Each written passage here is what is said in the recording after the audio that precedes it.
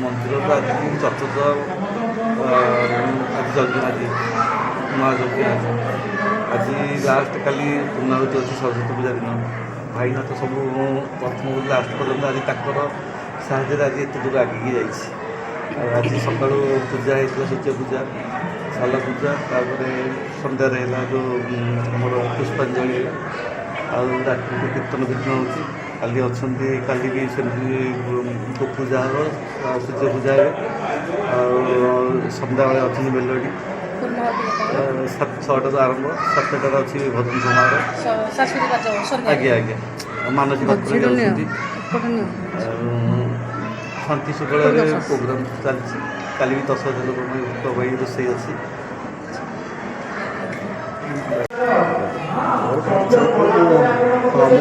जगेश्वरपुर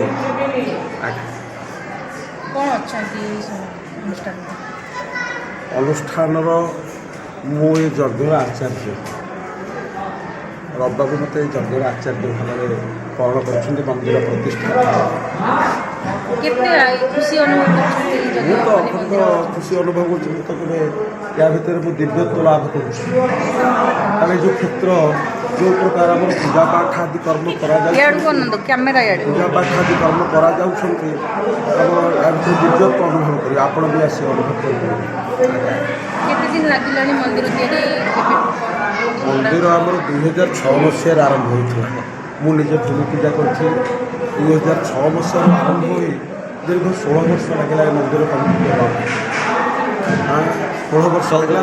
14 वर्ष 22 मसीह प्रतिष्ठा करागले से पंचायत नीति 2022 मसीह प्रतिष्ठा करागले बहुत कष्ट भितर मंदिर भी होती बहुत प्रकार संघर्ष बाबू कर भी मुझे 3 थर आम रत्नगुड कार्यक्रम कर गोटे मंदिर बाबू भाभी कि सी कौन तो मैंने अनुभव कले जहाँकि कहले ना माता अन्नपूर्णा को मुझे बसैली तेणु एककालीन 2टी जाक मंदिर निर्माण कर प्रतिष्ठा कर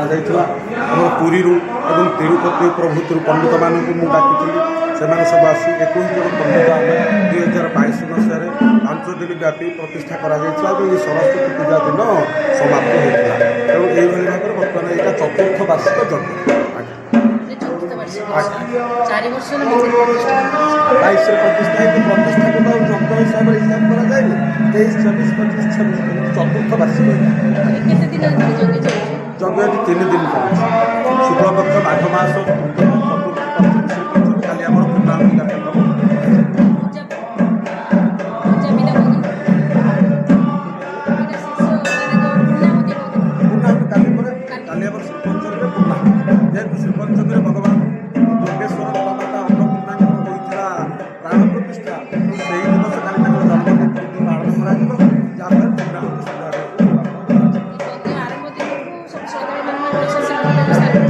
ଆଜ୍ଞା ଆଜ୍ଞା